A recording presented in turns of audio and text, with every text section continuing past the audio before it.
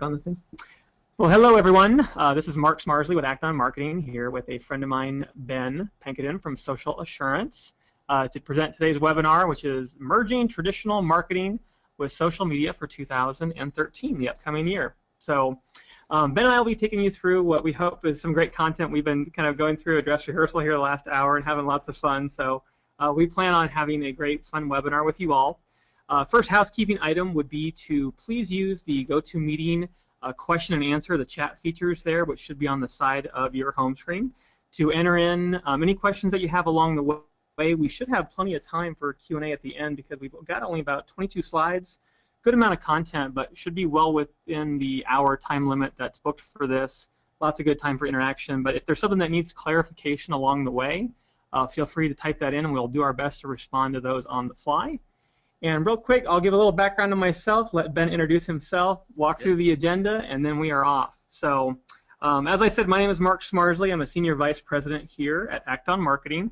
Act On specializes in customer acquisition strategies. That's been my experience for about 7.5, almost 8 years now in the industry, working entirely with banks and credit unions for acquisition, customers, members, deposits, loans, etc. A lot of direct mail strategies, so we'll be talking a little bit about traditional here. I'm also on Twitter at @bankmarketing there, so a social media practitioner myself, and I'm a Gemini. So the twins, which I just felt like I needed to share that. We're getting social. Felt like I wanted to share that in here. So I'll let Ben introduce himself. Sounds great. My name is Ben Pankadin. I'm the founder of Social Assurance, and we do software for the financial services industry, both banks and brokerages. And we both monitor accounts. We also have workflows designed for agencies, for banks, for marketers to be able to communicate through compliance and make sure that their posts are accurately displayed. And so that's a part of what we do in social. We represent well over 1,000 accounts in financial services that are marketing and promoting their products. And I'm also a dodgeball champion. So Mark and I were recounting my days of dodgeball in the state of Nebraska. Yeah, I think it was a 600 division you said? Or Yeah. Left under. Excellent, excellent. Okay, well, let's go through and just talk a little bit about, I guess, what prompted us to go ahead and pose this webinar today. And both Social Assurance and Act On Marketing are founded and exist in Lincoln, Nebraska. So we're dead center of the U.S. Ben and I have known each other for a couple years now. And a lot of times when we see each other out there at events, whether they're related to local events, social media, entrepreneurship, etc., we just talk a lot of shop. So one of the big things that we're talking about lately is, what's going on for next year? What are some of the priorities that we see among our clients? Because we're both working with banks and credit unions. They work with some brokers as well. But there's obviously common challenges within the banking and credit union space, even though we both do different channels of marketing. So a couple months back, we just started talking about planning for 2013, what we're hearing. Same thing that's been happening, pretty common, is that loans are obviously a priority with loan to deposit ratios down, loan to share ratios down. Everyone's still looking for loans. So that's a big thing that's been going on for a couple years. We also see an influx back of customer growth. I mean, after the regulatory changes with checking accounts, the flood of deposits from the stock market, etc., deposit growth was something that was just happening regardless of what people did, but we're definitely seeing that coming back as a priority, is to get customers in the door with that primary checking relationship. And then small business. There's not, one other consultant that I've talked to lately that hasn't said small business is going to be a large focus in the coming years, especially with the regulatory changes that have happened with interchange, NSF on the retail side, is that small business, even though it's a smaller segment, is going to be a priority for 2013. So we're hearing that from our clients. Ben's echoing that. Hey, that's what I'm hearing too. So we're basically saying, what can we be doing together for some of our clients, because we do have some shared clients, and obviously we both have clients of our own. What can we do to integrate some of the existing strategies that Act On's doing with some of the things that Social Assurance is doing? So we thought, well, let's talk about some of these pilot programs that we're going to be launching in 2013. Also, let Ben talk a little bit about social media best practices, because that's something that we want to expose our client base, and we know we have a lot of clients here on the call. We want to expose them to some of these new best practices, especially some of the stuff that's happened with the new EdgeRank from Facebook, etc. But how can direct marketing and social media coexist? Because we're still seeing that. We hear a lot of people say, well, you don't want to sell on social media, you don't want to just be building awareness in direct mail. Well, we think that there can be a better way to integrate those two channels in 2013. So we've got some pilot campaigns that we'll share with you, and then, like I said, plenty of time for Q&A as well. So I will let Ben take over this slide here and just talk a little bit about what he's seeing with today's attendees. Sounds great.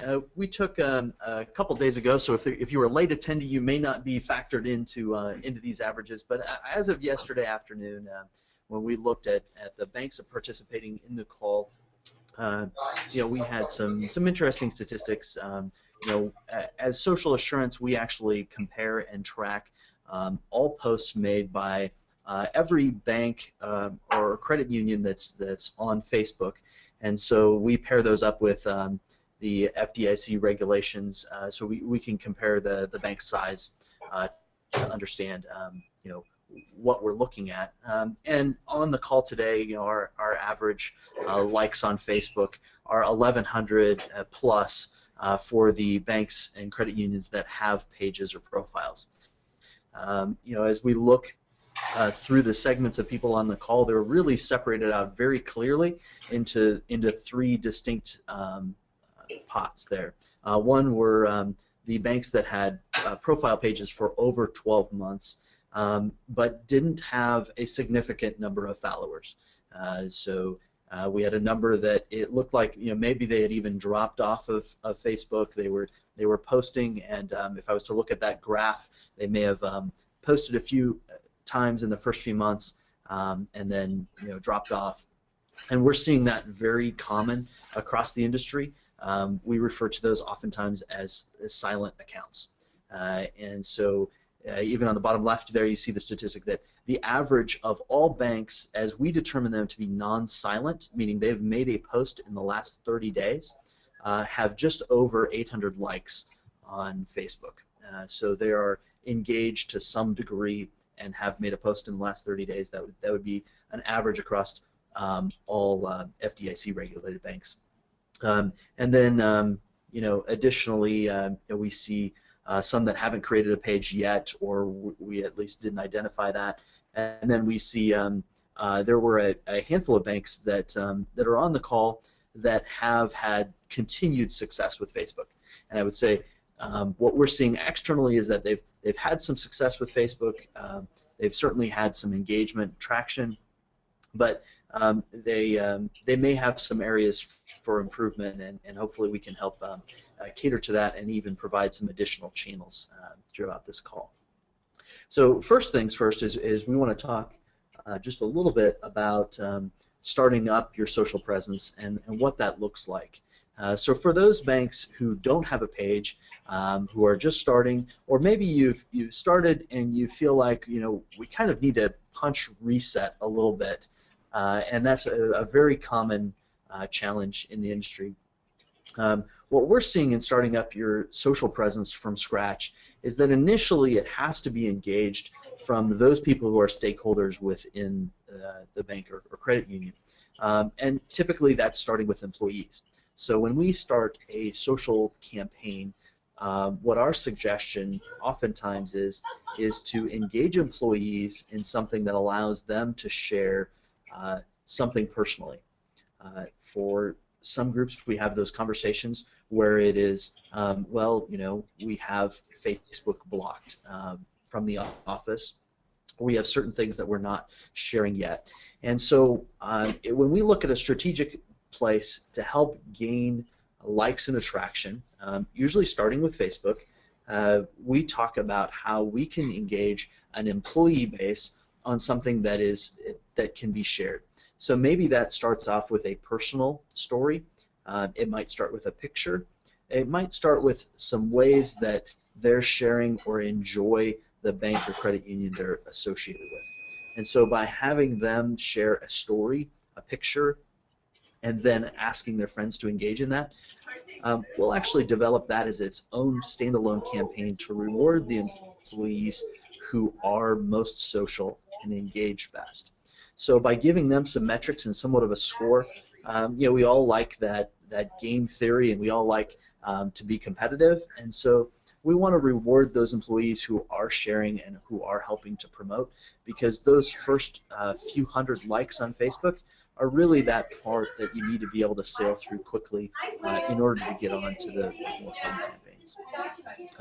And that secondary role is starting to engage your customers both in branch and online mechanisms to get them sharing. We'll talk a little bit more later in the webinar about how we do that and some of the campaigns and how we can integrate those with traditional marketing means. But those campaigns, through gaining customer attraction, once you've hit that, you should be able to sail to about 150 to 200. Even in a small institution, half the size even of the ones on our call today, you should be able to get to that 200-300 mark without much difficulty. Then, getting to that 500-600 mark becomes a lot easier. And then lastly, to promote those things, we want to schedule our events. So when we do have in-person events that we're promoting through other means, we want to make sure that we're doing that socially in the most effective manner. So those are kind of those steps that we want to progress from the easy to engage to the harder to engage, that is driving people physically to our branch locations. Do you want to move a little closer? Somebody's talking about background noise, so maybe we can move a little closer to the mic. Absolutely. Some of that. Hopefully that helps the audio a little bit better. So in finding a better audio, we want to talk about finding a little of our social media voice.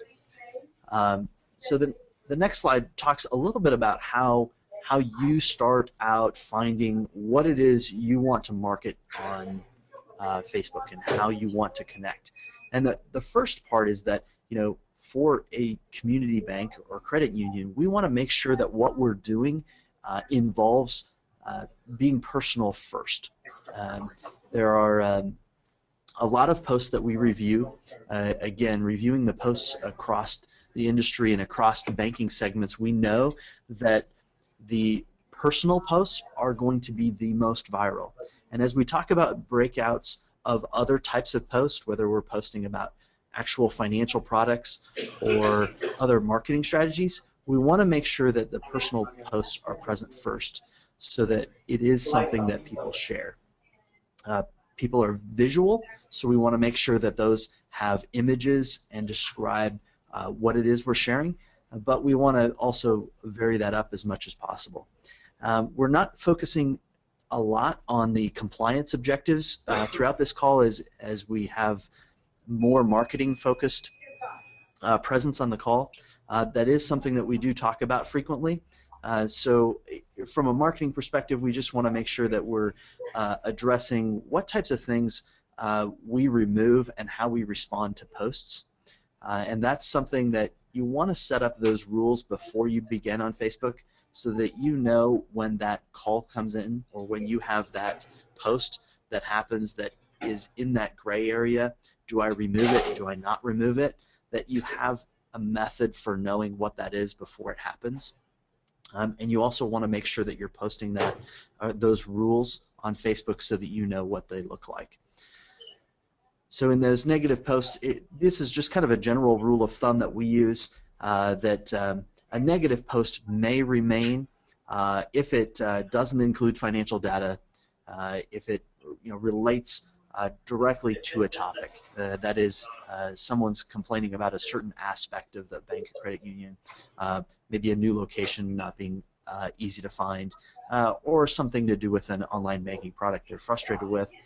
We want to make sure that they're actually addressing things that are relevant to the other people participating in the conversation. And then we want to make sure that they're not calling out individuals or having some sort of political banter on a Facebook page or through a Twitter account. Those do happen. We do have accounts that we manage and monitor that have those issues occur. For those of you who don't have profile pages created yet, those are things to consider. But typically if you've defined those up front and you have mechanisms like ours where it will archive and flag for keywords those will help your internal marketing staff and any external marketing staff to address those quickly. I think that's just so key when talking with bankers. There's that if you haven't started because of compliance and you don't have any game plan at all, people are fearing the worst. Whereas if you can lay out those rules for why you would engage or would respond or pull a post down, it makes it very kind of clear cut, and I think demonstrates that you have a roadmap. It makes compliance and kind of the executive level a little more, hey, there is a procedure in place. I think that's just key. Yeah, absolutely, Mark, and that really does help move that needle forward a lot faster. And for those of you in the marketing roles now that we're kind of transitioning to, here's what we really want to do once we've got those account pages up. One of the things that's really important to note, and is probably the most widely understood area of Facebook, is in this area of what's called EdgeRank. EdgeRank essentially is the algorithm that Facebook uses to describe what gets posted on your Facebook wall. So you may notice that when you see your news feed, when you log into Facebook, you know that there are some things that get posted, but there are also those things that happen in the top right, that happen on a consistent basis, whether it's your friend listening to a piece of music, or you have other ads that show up in your news feed, and there's a lot of misunderstanding over what shows up in your news feed and how it shows up there. So Facebook uses this methodology that they call EdgeRank that determines whether or not a post shows up in your wall. It's determined by a number of different factors, but Facebook will tell you that statistically they have that 17% of the posts made by a company page will show up on that follower's wall. Another way to describe that is if you have 1,000 followers on Facebook and you make a post, typically 170 of them will see that post. What that means is that Facebook's using an algorithm that describes what shows up, when it shows up, and when it doesn't.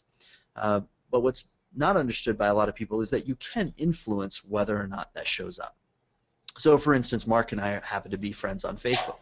And because Mark has a tendency to post funny things and makes frequent posts, I will go like the things that he posts. And we also participate in the same industry. So there are certain affinities that Mark and I have about the same things. So when I go like one of his posts, that helps my EdgeRank to improve. So the things to note as you're creating a company page are the same types of things that I relate to Mark about. That is, if I go like certain entities, so maybe it's the local Chamber of Commerce that I go like their page as a bank company page, I can go like things. It will show up in my feed. It will show up to my followers that I like the Chamber of Commerce, or I like the local hospital, or I like some of those areas that I know contribute to a lot of followers and people within that circle. Those start to improve my EdgeRank. And so it's not simply content that helps me improve my followers. It's content combined with an active engagement with those followers that help. So other things that will help, and that's part of the reason we want to vary our content, is that when I do have that post that Mark likes because it happens to be a top 10 list and it captures his attention and it happened to be funny, and he goes out and likes that post, he's more likely to see my following post that deals with me advertising for a new checking account on my Facebook wall. So those are all things that we want to keep in mind as we understand the aspects of Facebook that are a little more hidden. Again, Facebook doesn't publicize exactly how EdgeRank works, but we can download data and understand what shows up onto Facebook walls more commonly. Cool. And as we get questions, we'll probably kind of compile them and answer them at the end. We just had a couple questions come in, but unless it's specifically it's not related to EdgeRank. Okay. So we'll keep compiling your questions and keep them flowing in. We'll document those as they come through. Cool. Again, some other things to note about EdgeRank and the things that are associated with it. Again, we want to make sure that we're varying our content. We want to make sure that the content that we post includes photos when possible. We know that the more viral nature of photos will help us to rank higher. So photos are an interesting piece. We have a number of customers, work with a couple social media partners that frequently post photos. They may take a quote and put that into a photo. They may post things around the holidays that really relate to the location or geography that we're in. And then they'll post a little bit of a description that helps see what happens and how that happens. A couple of the things those of you who are growing follower accounts will run into on occasion is, as you're developing a content for a week, for a month, oftentimes you'll find yourself typing the same words, and so it helps when you can lay those out in succession. So if you're planning out a week's worth of content, you want to make sure that you're posting things that are different, and it actually helps you to vary your content sometimes when you're posting it a week at a time, because you'll find yourself typing something as you're putting in an image, and you'll say, oh, click on this or share this, and you realize, oh, part of what I want to do is let people be viral in their sharing on their own, and so I want to be able to create a post that compels them to share it. It compels them because they're somewhat attached to that. So local posts actually have a very high rank, which is why community banks and credit unions succeed very well in a lot of areas, because they can keep things local, and you can take pictures. So when you have that post that happens to be patriotic, you can fall back to the simple flag on that's a generic post from iStock Photo or somewhere, or you can go literally take a picture of the flag out in front of your bank and let that be viral, and it will have a much higher chance of being shared and spread around. So a couple, as we transition a little bit to connecting the dots between your social and the other areas, we want to begin to engage on the things that are traditional as well as the things we're doing social, because at the end of the day, it is a cohesive campaign and can be if we address it right. Yeah, absolutely. I think that's the big thing when Ben and I have been talking about this, is that why are things so siloed? Why are we working with our clients and they say, oh yeah, well, we've got the social media campaign, so let's make sure the direct mail isn't on that same week or whatever, and to us it was like, well, no, they actually should. What are you doing with your social media campaigns? What are you doing with your in-branch event strategies? Let's figure out a way to make this cohesive, because then, it really does capitalize on some of the many things that we know about consumer behavior, especially when they're thinking about purchasing new products or shopping for a new bank. And so these are just some things, kind of the sales funnel that a consumer goes along when they're selecting a new bank, and this is from the J.D. Power and Associates 2011 retail bank study, the similar findings in 2012 as well. But if a person is shopping for a new product or shopping for a new bank, the most important first step is for us as a community bank or credit union to get into their awareness set. We need to get in front of them, which then is just basically a contribution of, what sort of advertising messages are we out there? Are they aware of how convenient we are as far as our branch locations? Recommendations from current customers. Some of the same things that we're thinking about from an acquisition company standpoint, which is like referrals, are some of the same things that you can leverage with social media. Seeing, blah, blah, blah, Ben is a fan of this bank, and it shows up in my newsfeed, or they're leveraging that now with the new Facebook ad platform. So these are things that we know about the customer's buying decision that can be leveraged, again, with both in-branch, traditional, direct mail, point of sale, etc., as well as social media, because the goal is to get into their next consideration set. You need to be one of 2 or 3 banks that they're thinking about with that product purchase, and then ultimately the last final stage is a selection set. Are they aware of your products, low fees, convenience, image, etc.? So aren't these things all things that can be leveraged with both traditional in-branch and social media? And we'd say absolutely. So when we're looking at, hey, let's build a calendar for 2013 for our clients, most of our clients are going to be doing maybe 6 to 8 campaigns a year. So campaigns meaning that we're out there in market creating awareness among the most likely people who are looking to switch primary financial institutions. We're putting forth some sort of offer, information about products, information about convenience, and at the same time, what events could be going on that we can leverage in both the actual marketing message, and in this case, we've got an event strategy, which we'll talk about in the next couple of slides, or new branch grand opening, an event, specific products like small business. We talked about that being a priority for next year. So we'll go through that. But these calendars, you should be looking at an integrated marketing calendar. You shouldn't be thinking about siloed social media calendar, siloed direct marketing calendar, etc. So that's really the thing I think that Ben and I were, these should coexist. So how do we make that happen? How do we make that come alive? And Ben was the one who talked about some of the content categories that they say are best social media practices. So do you want to talk a little bit about the content categories and how they can be, Absolutely, sales and so these are some of the content categories that we suggest to our customers. And again, some of them are generating their own content, or they're relying on us to generate that for them. But in those areas, what they're looking for is first of all, we want to be personal. We want to share that as a bank and credit union, we have a personality, and that's one of the things that in social media it allows us to do that is slightly different than in a direct mail piece, because we are dripping out content on typically a daily basis. We have some sort of a post going out, and because we don't have to pay postage on that, we're able to do that on a daily basis. And so that helps us to get that personality out, so that when they hit the direct mail piece or other marketing piece, they're coming back and seeing that we're active and engaged in the market on a consistent basis. Small business posts are something that's very valuable as you're making those posts to engage and gain an affinity with the small business owners. Again, keep in mind as you're creating that content that a large percentage, actually 53% of those small businesses actually are located in homes.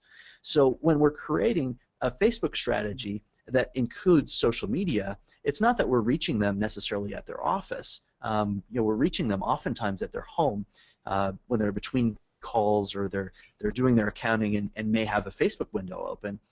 Those are really relevant times and really relevant conversations.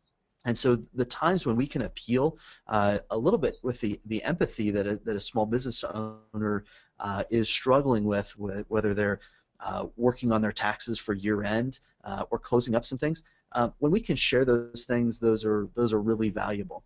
Another one that can become a little bit difficult, and if I was to look at all of these categories, probably the most difficult one is to share about customer service. And so we advise our customers to do that in a couple ways.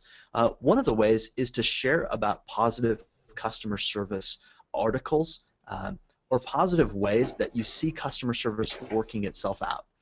It may not be from the bank itself. It might be sharing an article of how Zappos reaches customer service really well with the way they engage with their customers online. That might be a way that you share about customer service, and it encourages that positive feeling and also helps people to see that your bank and credit union does care about improving customer service and being the very best that they can be about customer service. Another area that is one of the more easy events is driven around events. So we want to do things, again, you're probably sending a direct mail piece and other traditional marketing means around the major events you have throughout the year.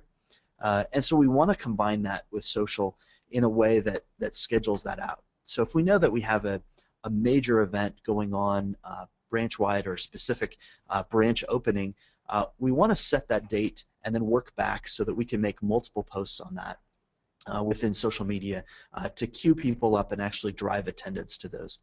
And then lastly, in the banking space, we do want to actually promote products. And that's something that I'm sure we'll have some time in the Q&A to talk about a little bit as well.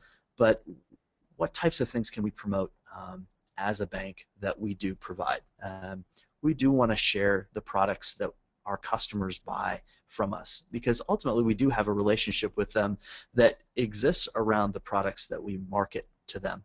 And so we do want to share those with them, and we do want to promote those, and we'll share a few ways that we do that as well. Absolutely. Like dogs and little hats, right? Like dogs and little hats is a great way. So is this your dog, Mark? No, this is not mine. Okay.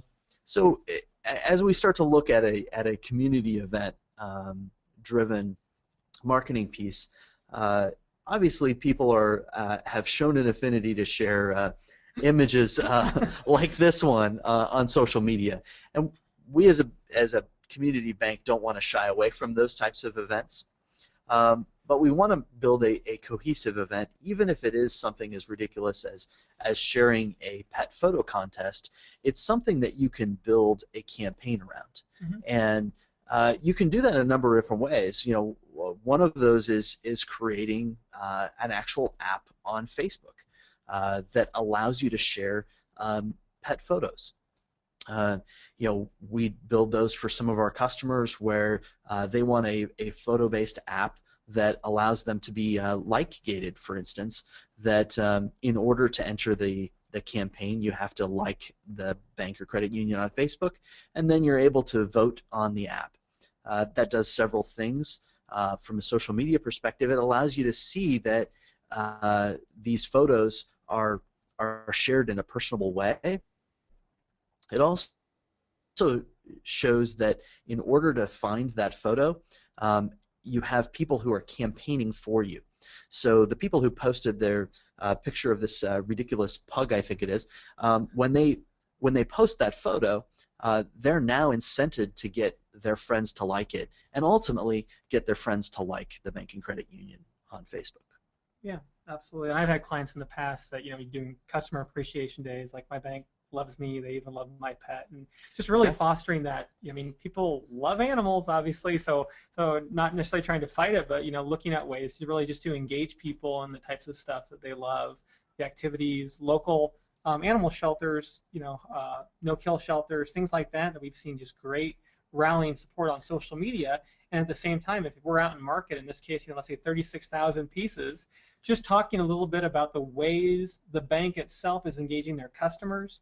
Maybe they already are giving money to that animal shelter as well too. We just consider that a little bit of social halo effect, create some positive vibes for the bank. And in this case, just mentioning, hey, we've got this contest going on Facebook.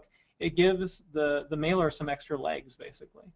Absolutely, it gets you know, more repetition, obviously, and yeah, they may have picked up the mailer and you know, it's still sitting on the kitchen counter. At the same time, they've got a laptop or iPad next to it. So it's a nice way to marry those campaigns together and bring something that's meaningful to all of those.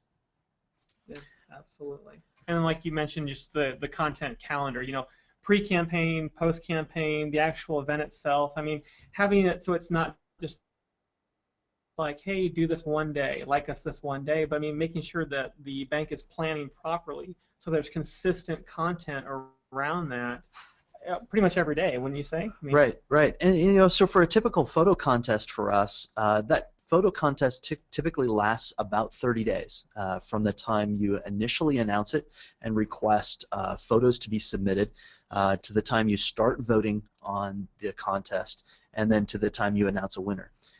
So each of these campaigns take a significant amount of time, and you want to time your mail pieces or other marketing so that it hits at a time where you're seeing that marketing hit on your Facebook or Twitter presence as well. And so during that campaign period, you can start to solicit photos to be submitted. And through that campaign, you're seeing that there are growth phases within the campaign, and then there are phases where you're simply just gaining attention.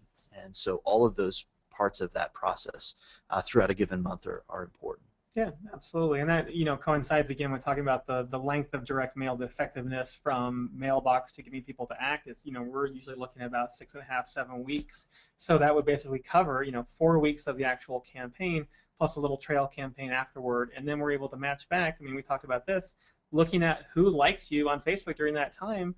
Are they current customers, brand new prospects? Do they also open a new product or service? I mean, you can leverage all of that, and that's the nice thing about social media continuing to evolve. Not everybody has the answers, but it's easily able to go back in and we say, well, here's the mail list. Let's look at what activity also corresponded on social media. Maybe they didn't open a product, but they liked you, or maybe they liked you and opened a product. So we, as we design these pilot programs, are looking at making sure the metrics are going to be in place to monitor all sorts of activity, because that way the direct mail, again, is generating some additional traffic, and then vice versa, social media should be generating additional products. Absolutely, and Mark, one of the things we've talked about a lot is that in the direct mail piece, one of the things Acton's done extremely well is managing how you reach an ROI on your direct mail pieces, Yeah. and that's one of the pieces in social media. Although it's obviously a lot newer, that we're striving to do is connect the names of new customers and the names of the people who are finding you, and figuring out how we correlate that and understand what are the products that they ultimately ended up purchasing. Yeah, and the nice thing, unlike a lot of different things within the banking atmosphere, the big guys are not very far ahead of the community institutions on tying this back together. I mean, we've been to some social media conferences and talked to very large credit card issuers who have gone full steam ahead with social media, and they're still struggling to figure out exactly how to do that. So it's something that's going to be, as you continue to evolve your strategy or as you get going, more and more tools are going to come into place to allow that to happen, but you're not starting at zero. I mean, everybody's kind of at the very rudimentary steps of making this happen. So for us, it's like, what things can we do? And here's, I think, maybe a better example of, instead of the pet photo contest where we're engaging, people to share, like, tell their friends, etc., we do a lot of loan products, specifically auto loan products in this case here, where we're going out to market looking for everybody in the market who's got an existing auto loan somewhere else, so not at our client institution. And we're leveraging credit bureau data to figure out how much they're paying for that auto loan. So we know somebody who's maybe at a 6% loan, and we could possibly offer them a 3 or 4% loan. So we've got, in this case, a very loan-specific mailer where we're going out there saying, hey, we could possibly save you money, and then we're going to add in a Facebook application that will allow people to go in and enter that same information that we know about them. Hey, I'm paying X. What could I refinance with, Bank Y, in this case, our client bank, to create a conversation that's about saving money? And shouldn't banks and credit unions be about saving people money? So it's not a product lead on the social media side. It's more of an educational component, I'd say. Right. Yeah. And I think that leads in really well to the way you want to engage, on social. And additionally, if you're receiving that direct mail piece and you're capturing that on your phone or mobile device, this is that natural connection where you can now engage in a way that is mobile primarily, and then also social. So when we're sharing out something that they can engage in directly from any mobile phone, over half of the posts made on Facebook now are made from a mobile device. So if your bank or credit union is looking to engage in a way that's mobile and increase the amount that you're doing mobile banking, this is a nice way to capture that as well. Yeah, absolutely. We've got some specific examples that you put together. So yeah, a couple pieces that we work with in there. As you're gaining attention, you want to be promoting to the same demographics with your Facebook posts. So these are a couple Facebook posts, and these are two different distinct styles of Facebook advertisements that you can make. One on the left is a post where we're actually promoting the picture. We're saying, hey, here's a post, or here's something that we offer, either through our Facebook, or we could link out directly to the bank's page on the internet. These are two ways that we can engage. One is kind of that product, and then the other is actually asking for likes.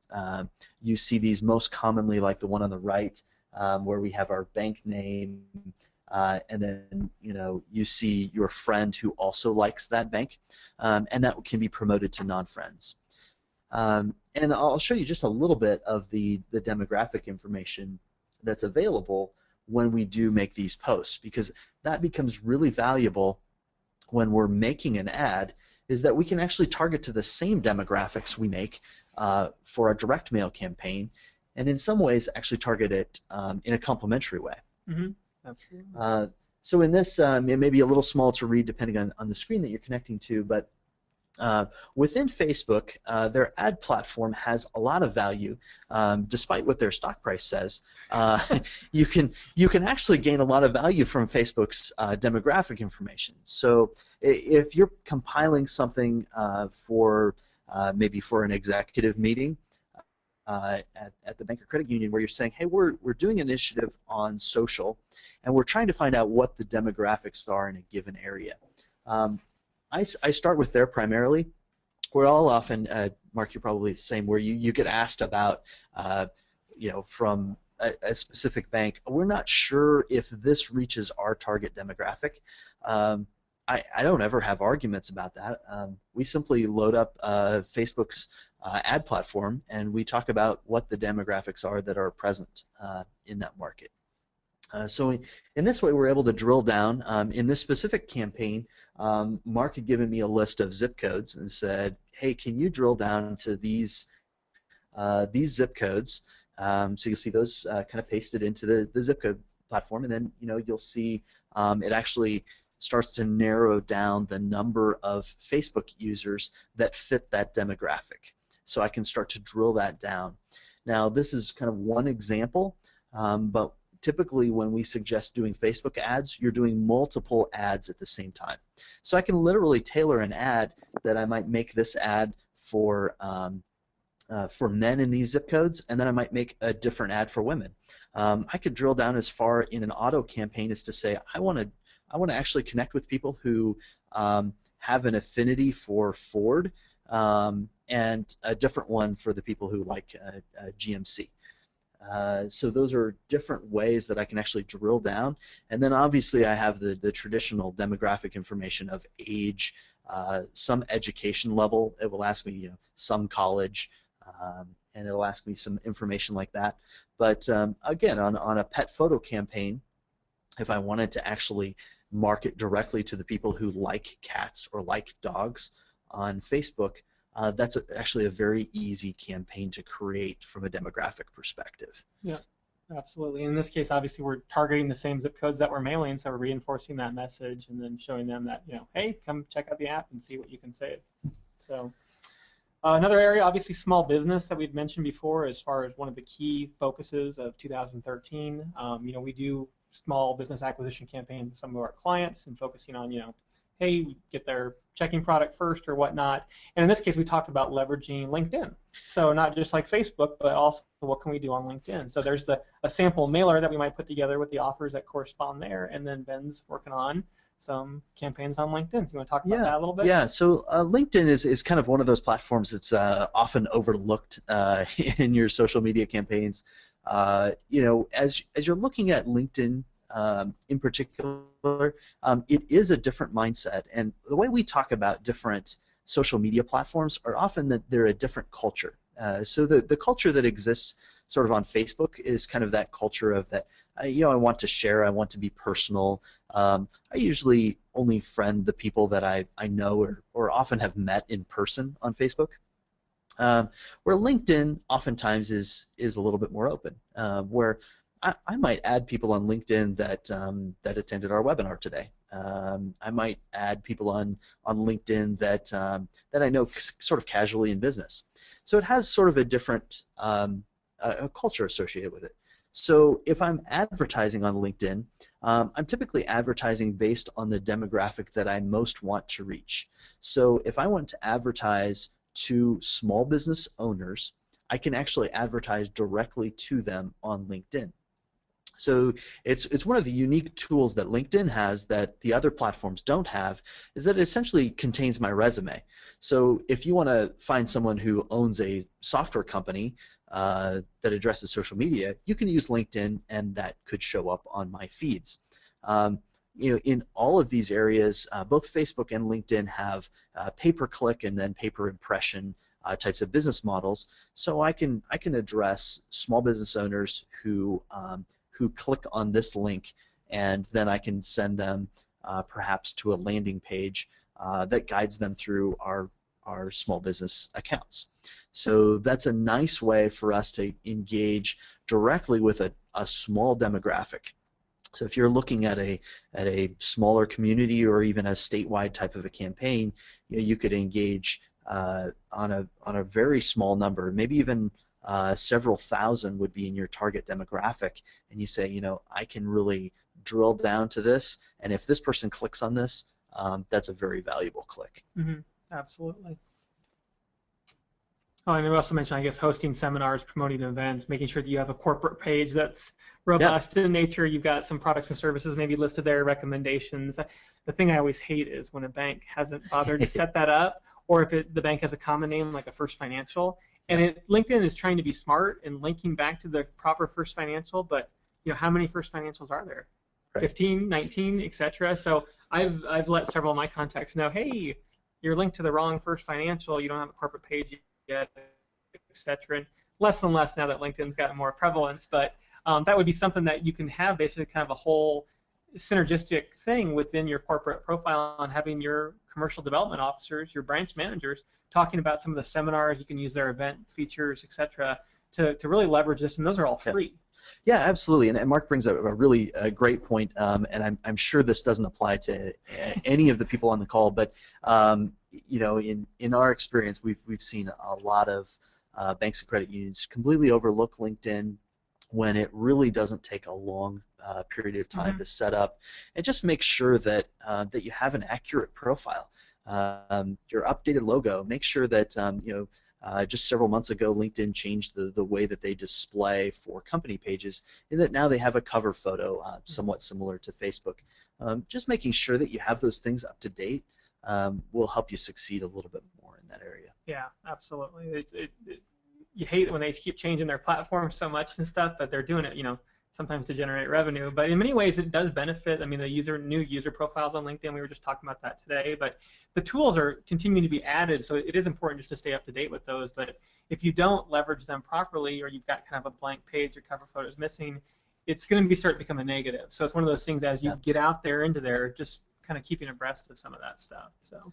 Yeah, absolutely. And so we'll talk just a little bit about some of the takeaways before a Q&A, but the first primary one that we talk about is the long-term vision of social media. If we're looking at sort of a 3-month launch period to sort of get ramped up, or if you've fizzled out a little bit on social media and you're looking to re-engage in social media, you want to take that kind of 90-day window, and then you want to take the full year and say, we have these other campaigns. We've been working with Mark on some direct mail, and we want to understand how we can engage that throughout a full calendar year. That kind of helps you gauge how you're going to determine success rather than being frustrated on making that one post about free checking and no one liked it and no one shared it. That's going to happen. You're going to have posts that sort of fizzle. So we want to make sure that our perspective is a little bit longer. And we want to implement those goals then in the more short term that incorporate maybe some likes and maybe some shares. We also want to engage and know, how much business do we hope to drive off of this? Do we hope that that we actually start some new checking accounts, or do we hope that we actually have some people show up to a branch as a result of a social media campaign? And that's a great thing to start talking about on the front end. And if you've had a more mature process, maybe you've developed where you have 5,000-6,000 likes on Facebook, and you're saying, hey, I'm looking for that kind of next level. Maybe you're looking for a more sophisticated campaign. Maybe instead of kind of that off-the-shelf, hey, would you like this photo? Maybe you could engage on something that's more voting-based, and maybe you could share that through multiple platforms. Or maybe you're looking for, how do I convert a mobile user once they click on something on Facebook so that they're going to a mobile landing page for my bank or credit union. Those are all kinds of things that can be thought about. And then lastly, the whole thing Mark and I have been having this conversation for months about is make this cohesive. So why is it that we would take social and sort of set it on the shelf and make it its own sort of segment? We need to make that a part of our overall marketing picture and make sure that that's successful for us. Yeah. Absolutely. I know we've had a number of questions come in, and so we'll start looking through those. First one's kind of that logistics one. I'll let you read that here while we then say, hey, thank you first of all for attending. We will stay on here for the full remainder of I guess we have 11 minutes left for as many Q&A as you want. So please do use that question feature within the GoToWebinar meeting platform there on the side of your screen. Type in some more questions. Otherwise, we will cover the ones that were typed in here now, and I'm giving Ben a chance to read that. So our contact information is also up there. Please do connect with us, obviously on LinkedIn or Twitter or email, whatever your channel preference is, I suppose. Snail mail. I'd still love to get a Christmas card or something. So you can look up my address somehow if you'd like to do that.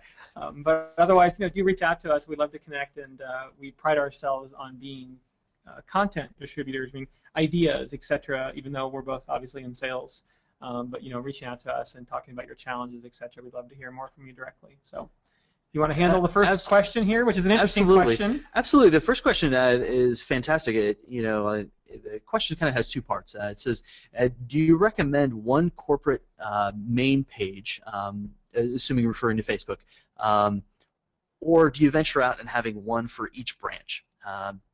And then, the comment that kind of goes with that is that, I'm wondering, since some customers have tagged themselves at other branch locations. So there's kind of two things at work here. The first one is that when you start out on Facebook, if you have not created those places on Facebook, you can find those. So if I go up to Facebook's search bar and I type in First Bank, it's going to show up probably initially the probably 8 different First Banks that I like on Facebook, but then it's going to start showing things like this local First State Bank or First National Bank that happen to be in my area, and those are actually Facebook places. So those correspond to addresses on Facebook that you can actually check into or you can go visit. So on Facebook, you can go click and say, hey, I've shown up at this First State Bank or First National Bank. Those would be able to locate you there. So there is some advantage to having multiple pages, and the way I'll preface that is within a company page. So if I'm again this First State Regional Bank, I can make pages within my own Facebook page. So those are often referred to as tabs on the top. So just under your cover photo, if you happen to have Facebook open, you can see there are approximately 4 tabs that sit just below your cover photo, and each of those you can have linked to other pages that you create. And we frequently create pages for our customers where they might have a page created for each branch location, or they might have a page that's created for all of their branch locations. And a little known fact, you can actually publish to those pages. So you can actually make a post or comments to those individual pages, and it allows you to search within those pages and give you reference spots for those and some branding for the individual branch. Obviously, this varies. We have banks that we work with that have 6, 10 charters, and so when we work with those, oftentimes they're marketing from different names, and so in those instances, obviously they typically have different Facebook pages. But in the instances where you have that one name and you want to market as different branches, typically we've seen that the individual pages within the company are the most effective. I've seen a couple, like I know Umpqua Bank and I believe Zions Bank. It seems like more when it's a brand new branch, they may have kind of an autonomous page, and I don't really know if that's driven by the branch manager to kind of as a guerrilla movement, because you can't quite tell. But both of those banks are very focused on being a part of the community, so they're featuring businesses around there, etc. So it's almost more like a place for the businesses to get some visibility versus a content platform. So I can see maybe why they're using that, but I've yet to see a bank with like 24 separate pages monitored or run by the branch managers, because obviously your branch managers have a variety of skill sets. So to place each one in charge of something like that could potentially be a nightmare. But I can see why there are being done, I think, more as an event, like a grand opening. Let's get this page up for the first X number of months, and then try and migrate them over to the corporate page and then maybe shut that down after it's been going for a while. Yeah, and we do, our software platform actually allows people to create multiple logins. So we do have customers that say, we have, 20 different branch locations, and we're going to pass around. We have several sort of social media savvy individuals, and we'd like them to create a post, and then at the main location we have somebody who would approve and actually allow that to go out of the company page. So that kind of gives them some autonomy, but also allows them to, you to kind of have that control at the main office where you can say, you know what, we kind of have that squeeze point where we have someone who approves whether or not that message goes out. Yeah, and I think you see that, like you said, in the broker space or private banking space, where each person's kind of in charge of their own medium, so that you've got some corporate clients that will then say, hey, we need 58 different seats, and they're all going to manage their own platform, but it's not as widely used probably in banking. But I'd love to see a bank really pilot that and let each branch manager kind of champion that. Yeah. Usually we can't get every branch manager involved in that, but we'll get some subset that do engage or ask. Yeah. So another question that we have in is just talking about why hasn't social media been very product driven? I mean, like the idea of hey, it's an engagement channel, it shouldn't be used for product specific, we shouldn't be pushing product, etc. Can you talk a little bit about that, because I know we obviously had a discussion beforehand that wasn't directly related to that, but why hasn't social media been like the ROI, or why has the product kind of lagged? Why has it always been engagement first? And obviously we're seeing that change. But absolutely, I think that is part of that challenge where we have several groups that I know I've talked to that have said, we're starting out in social, and we're not intending to make that product focused at all, which I think there's some room for that. But we do have to acknowledge that while we're social media customers don't want to be sort of sold to or promoted products on a consistent basis, there's also sort of an etiquette that goes with that. I think Mark had a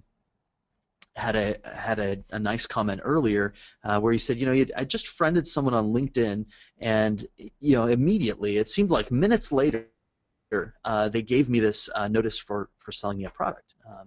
I hadn't really built a relationship with them yet. Community banks and credit unions have this other affinity where you have a relationship with that customer based on that banking relationship. So it is an area where you can suggest products, and a lot of times you're suggesting products that may be a little bit more fun. It may be a way that they can leverage something that they didn't know you had. Some of those, if you can find visual ways to describe those, those are very relevant. So those are all nice ways to start engaging in product. Yeah, absolutely. So I see another question that came in was, can you recommend a source for content relevant for small businesses? We do supply some content ourselves. So we have subscriptions to content libraries you can subscribe to for small business content.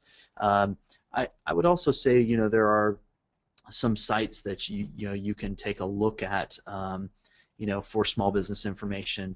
I would say there are you want to make sure that you're producing stuff that isn't just financially motivated for small businesses, but you want to find ways to tap into that sort of empathy that small business owners have for each other, where they know they're wearing multiple hats, and they know that they're engaged in a variety of different activities throughout the week, and so that's part of what we try to tap into when we do that. So it's not just driven by a site like Forbes or Inc. magazine, but we want to also create content that helps promote an empathy. I always find one thing that I use within the financial services space is SmartBrief, which is kind of an aggregator, but they have a SmartBrief for small businesses, which I really enjoy because it kind of gives you a pulse of some things that are on top of mind, especially like year-end tax things or whatever. But then it aggregates content from Harvard Business Review, New York Times, Wall Street Journal, gives you kind of a paragraph synopsis. It's in your inbox, usually like 6, 7, 8 a.m. So that can be a good source for, I think, some content to share, but also for ideas on your own content to maybe be, if you have a blog, especially, we haven't really covered blogging, but that's one of those things. Some of the most successful banks that are using social media have at that foundation their blog where they're creating the content to then be shared. But I find that those Smart Briefs, Inc., Fast Company, those things are great ideas, but also a great way to, hey, this article is really awesome. Then you kind of share that within your Facebook page for your small business customers. So I always think those are good sources for content. Right, and blogs are really valuable if you have the resources to continue to keep a blog up to date. It's a fantastic opportunity for you to get relevant content. And we didn't talk a lot about search engine optimization, but blogs certainly can help that, and social media linking help that dramatically as well. So you can promote those at the same time. Yeah, absolutely. And that's it. I think you talk about laying out the plan for small and long term. I mean, the idea of having a blog that you can start a Facebook page, ultimately abandon it, and no harm, no done. But I think a lot of times people think, oh no, a blog, and they're thinking of like a year and how do I get content and whatever. And the couple banks, it's a small percentage of banks that are using it effectively, and I've seen a lot that have abandoned it. But they have a plan to work it, and they're empowering some of their small business development officers who are out there talking to real customers to be contributors and say, here's a calendar, you owe us one a month. Yep. Can you do 12 articles of 450 words or so? Then they can get that kind of commitment. But if you're the marketing manager and you think you're going to write 52 blog posts in this year, that's a challenge. I mean, right there, I think that's what people think of that. That's so daunting. I'm not even going to go down this path.